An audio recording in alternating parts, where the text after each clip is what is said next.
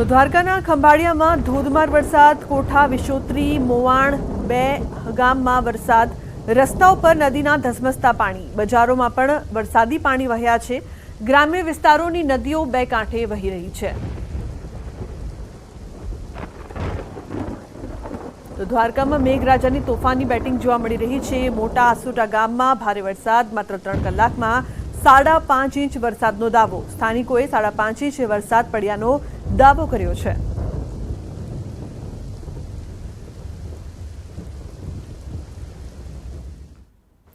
તો દ્વારકાના સામોર ગામે ભારે વરસાદના કારણે સામોર ગામની નદીમાં પૂર આવ્યું છે. ખંભાળિયા તાલુકાના સામોર ગામે સ્થાનિક નદીમાં પૂર આવ્યું છે. જોખમી રીતે રસ્તા ઉપરથી વાહન ચાલકો પસાર થતા જોવા મળ્યા હતા. નદીમાં પૂર આવતા સામોર ગામને જોડતા માર્ગ પર ધસમસતા પાણીની પૂર વહેવા લાગ્યા. રસ્તામાં ધસમસતા પાણીના પૂરમાંથી લોકો જોખમી રીતે મોટરસાયકલ લઈને પસાર થતા હોય તેવા દ્રશ્યો અહીંયા સામે આવી રહ્યા છે. જોખમી રીતે રસ્તો પસાર કરવા મજબૂર બન્યા છે ગ્રામજનો. સામોર ગામની નદીમાં પૂર આવ્યું છે. અવરજવર કરવા માટે તેમની પાસે કોઈ વિકલ્પ નથી. જૂનાગઢ જિલ્લામાં જળબંબાકારની પરિસ્થિતિ. અનરાધાર વરસાદથી હાઈવે જળમગ્ન. કેશોદ માંગરોળ હાઈવે પર પાણી ભરાયું છે. જીવના જોખમે લોકો પસાર થતા જોવા મળ્યા છે. મહત્વનું છે કે સતત વરસાદની વચ્ચે અનરાધાર વરસાદથી હાઈવે જળમગ્ન થયું છે. અવરજવર કરવા માટે લોકોને હાલાકીનો સામનો કરવો પડી રહ્યો છે.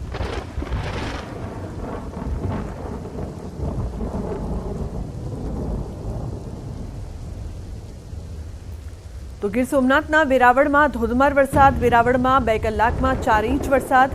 4 ઇંચ વરસાદ ખાબકતા શહેર પાણી. વેરાવળની મુખ્ય બજારોમાં પાણી ભરાયા છે.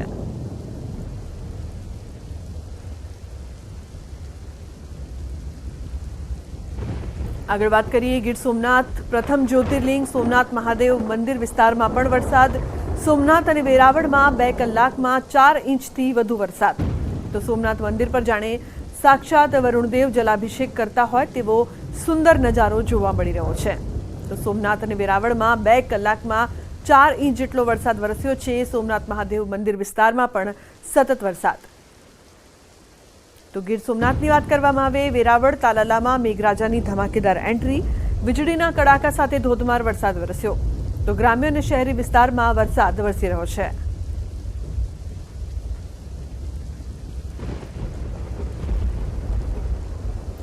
તો ગીર સોમનાથના વેરાવળ શહેરમાં ધોધમાર વરસાદના કારણે શહેરના મુખ્ય માર્ગો પર પાણી ભરાયા છે. શહેરમાં સટ્ટા બજાર, Subhash road, Lohana hospital road, Tapeshwar road સહિતની બજારોમાં ગોઠણ સમા ડૂબી જાય તેવા પાણી ભરાયા છે. ભારે વરસાદના કારણે તપેશ્વર મહાદેવના મંદિરમાં પાણી ઘૂસી ગયા છે.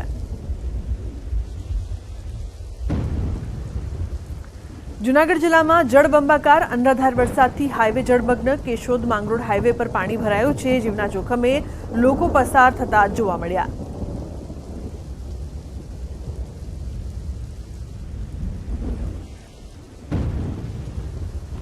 તો 2.5 ઇંચ વરસાદે આણંદની હાલત પણ બગાડી નાખી છે. ધોધમાર વરસાદ બાદ આણંદના કેટલાય વિસ્તારો પાણીના હવાલે. વરસાદ વરસ્યા અને 24 કલાક બાદ પણ કેટલાક વિસ્તારોમાં પાણી ભરાયેલા છે, જેના કારણે વાહન ચાલકોને ભારે હાલાકીનો સામનો કરવાનો વારો આવ્યો છે.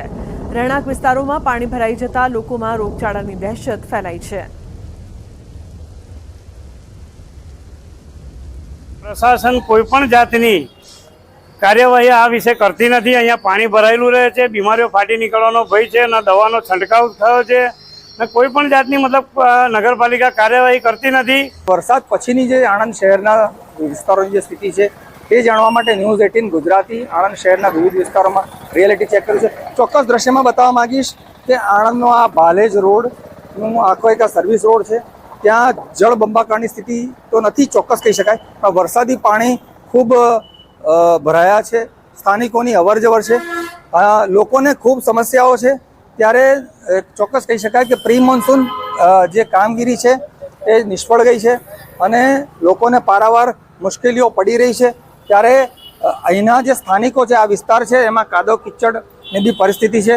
એટલે એક રીતે કહીએ તો વરસાદ પછીની જે સ્થિતિ છે એ ખૂબ ગંભીર છે અને જે વિવિધ વિસ્તારોનું આ જે સમસ્યા છે અને જેના કારણે વાહન ચાલકોને તકલીફ છે, અહીંયા સ્થાનિકોને તકલીફ છે અને જે વરસાદ પછીની સ્થિતિમાં જે નગરપાલિકાના વહીવટીતંત્રે જે કોઈ પગલાં લેવા જોઈએ એ લીધા નથી. આપણી સાથે અહીંયા સ્થાનિક લોકો છે, એમને પૂછીએ કે શું સમસ્યા વરસાદ પછી. વરસાદ પડી સમસ્યા એ જે અડધો કલાકની અંદર વરસાદ પડ્યો એમાં તું આણંદ બધું પાણી થઈ ગયું છે. બીજી વાત, પહેલાં આ area Bismillah society, Kohinoor society, એ બધા આપણે વારંવાર રજૂઆત કરી છે, કોઈ એક પણ કામ થતું નહીં. તો સુપ્રસિદ્ધ પ્રવાસન સ્થળ અને કેન્દ્ર શાસિત પ્રદેશ દીવના રોડ રસ્તા ચોમાસાના કારણે બદતર થઈ ગયા છે, જેને લઈને શાળાએ જતા બાળકો સહિત તમામ લોકોને ભારે હાલાકી વેઠવી પડી રહી છે. તેવામાં અપક્ષ સાંસદ ઉમેશ પટેલ દીવ ખાતે પહોંચ્યા અને લોકોની વેદના સમજવા પ્રયાસ કર્યો. સાથે જનતાને આશ્વાસન આપ્યું કે આવનારા સમયમાં લોકોને રસ્તા સંબંધિત સમસ્યાનો સામનો નહીં કરવો પડે.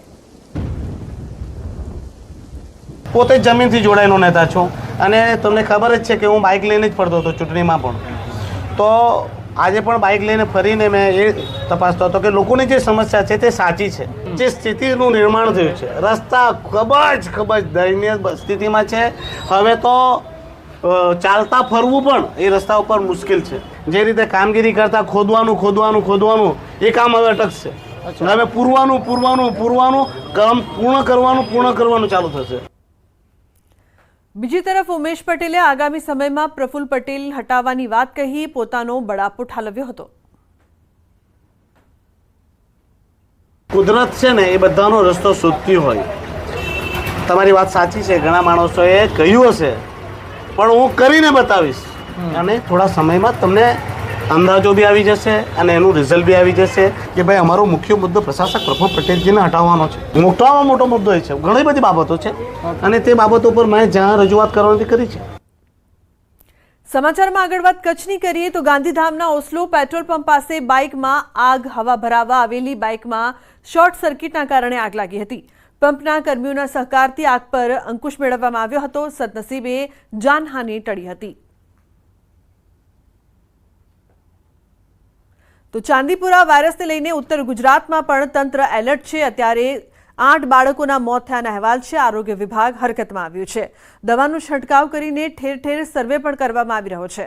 તો હિંમતનગરની સિવિલ હોસ્પિટલમાં શંકાસ્પદ ચાંદીપુરાના અત્યાર સુધી કુલ 9 જેટલા બાળકોને દાખલ કરવામાં આવ્યા હતા, જેમાં સારવાર દરમિયાન 6 જેટલા બાળકોના મોત થયા છે.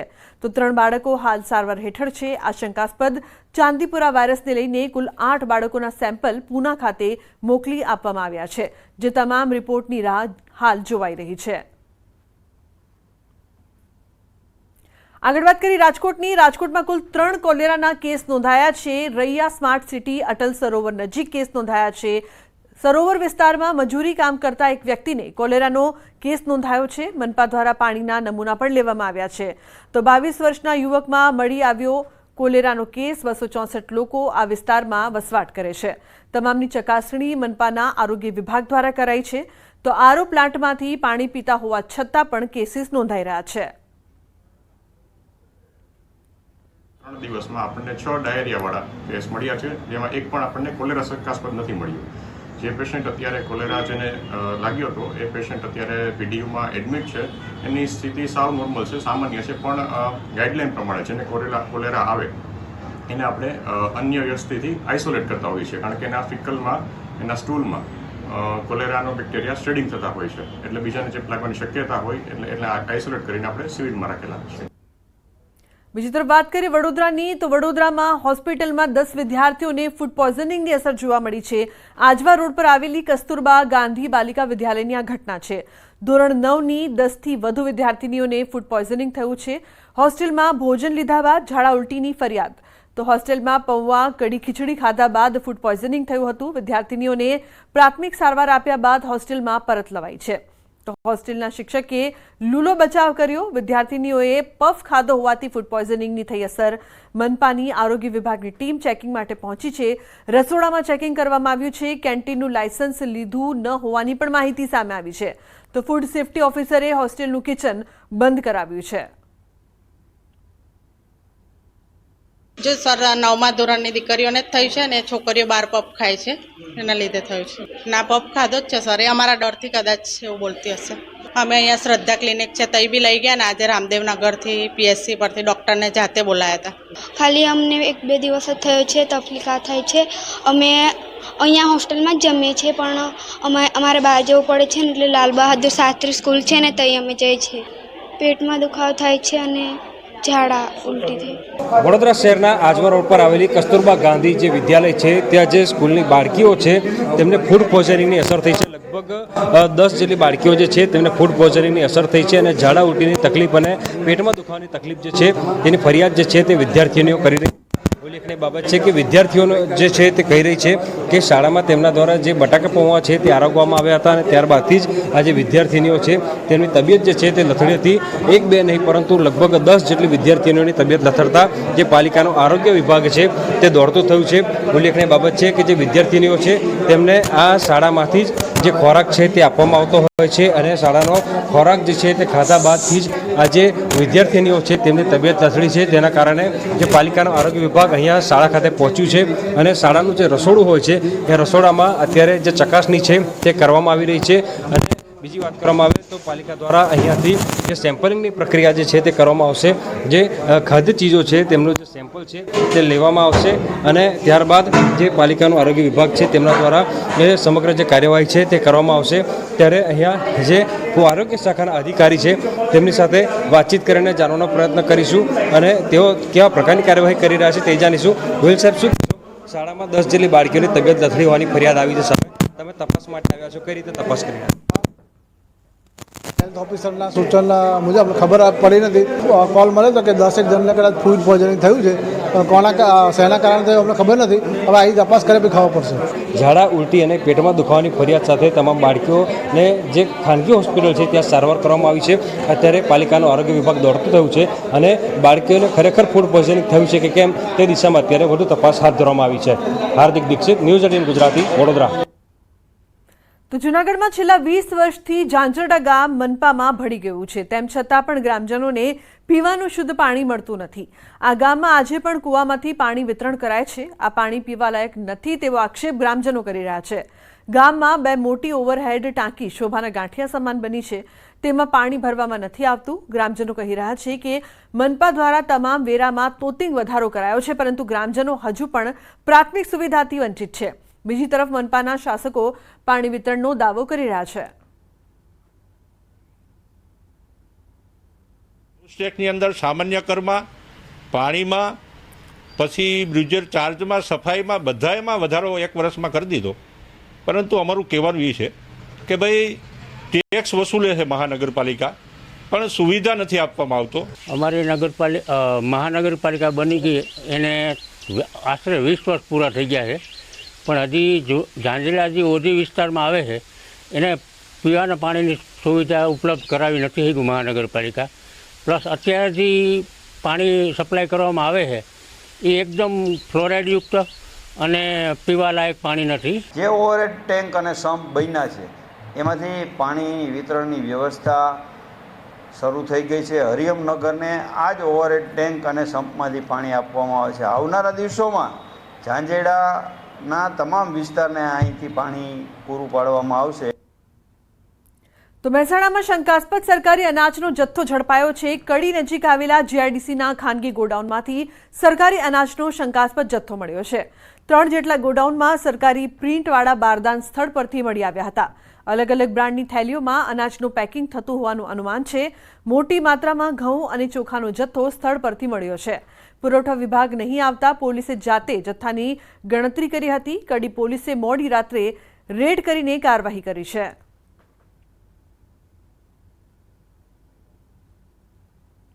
બીજી તરફ સુરતમાં સરકારી અનાજના ગોડાઉનમાંથી જીવાત નીકળતા રહીશોને હાલાકી પડી રહી છે. સચિન રેલવે સ્ટેશન પાસે સરકારી અનાજના ગોડાઉનમાંથી નીકળતી જીવાત નજીકના રહેતા લોકોના ઘર સુધી પહોંચી રહી છે, જેથી સ્થાનિક લોકો પરેશાન થઈ રહ્યા છે. આ સરકારી અનાજની જીવાત લોકોના ઘરના વાસણ, કપડાં, ભોજન સામગ્રીમાં પહોંચી રહી છે.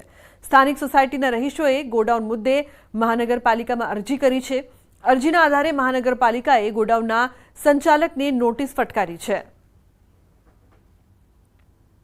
તો સુરત જિલ્લાના પલસાણા તાલુકામાંથી પાવર ગ્રીડની 765 કેવીની હાઈટેન્શન લાઇન નાખવા મામલે ખેડૂતો આકરા પાણીએ છે. ખેડૂતોએ બારડોલીથી હજીરા રોડ પર બેસીને ચક્કાજામ કરીને રામધૂન બોલાવી પાવર ગ્રીડના અધિકારીઓનો વિરોધ કર્યો. કંપનીના અધિકારીએ ફરી મીટિંગ કરવાના બહાને સર્વે કરતા ખેડૂતો રોડ પર ઉતર્યા હતા. તો રોડ પર વિરોધના પગલે 25 મિનિટ સુધી હાઈવે પર ટ્રાફિક જામ થવા પામ્યો હતો.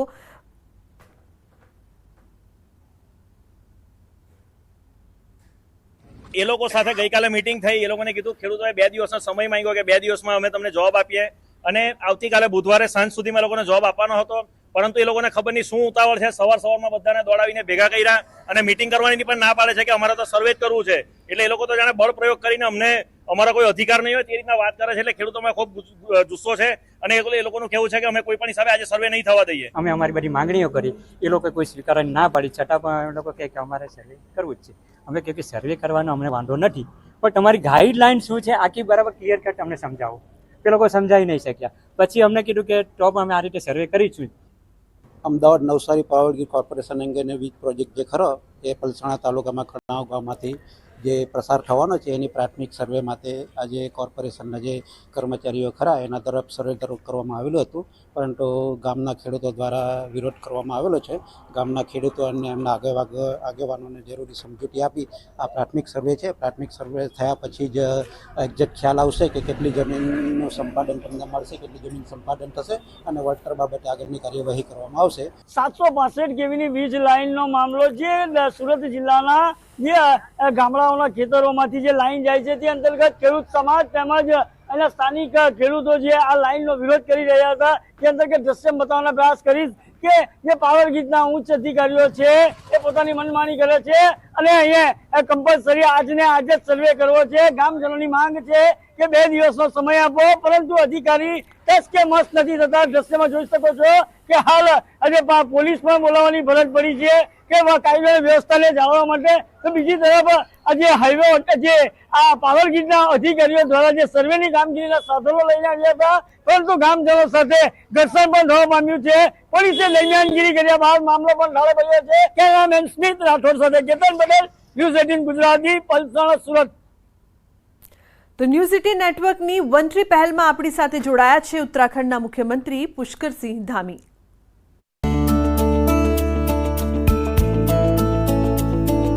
हर दिन हर पल पर्यावरण संरक्षण हमारे मन में, हमारे विचार में, हमारे दिल में रहना चाहिए. उसका जिस पौधे का हम रोपण कर रहे हैं उसका पूरी तरह से उसकी सुरक्षा हो, उसका संरक्षण हो. उसको जब तक पूरी तरह से वो खड़ा न हो जाए तब तक वहाँ पर पानी इत्यादि की व्यवस्था की जाए. न्यूज़ 18 को बहुत बधाई देता हूँ, बहुत शुभकामनाएं देता हूँ कि निश्चित रूप से जो आज समय की आवश्यकता है उस समय के अनुरूप लोगों को जागरूक करने के लिए ये अभियान उन्होंने चलाया है. निश्चित रूप से आने वाला उनका ये अभियान सफल हो और लोग लाभान्वित हों. और जो आज हम पर्यावरण की हानि से, ग्लोबल वार्मिंग की दृष्टि से जिन चुनौतियों का सामना कर रहे हैं वो कहीं ना कहीं इसमें बहुत कारगर साबित होगा.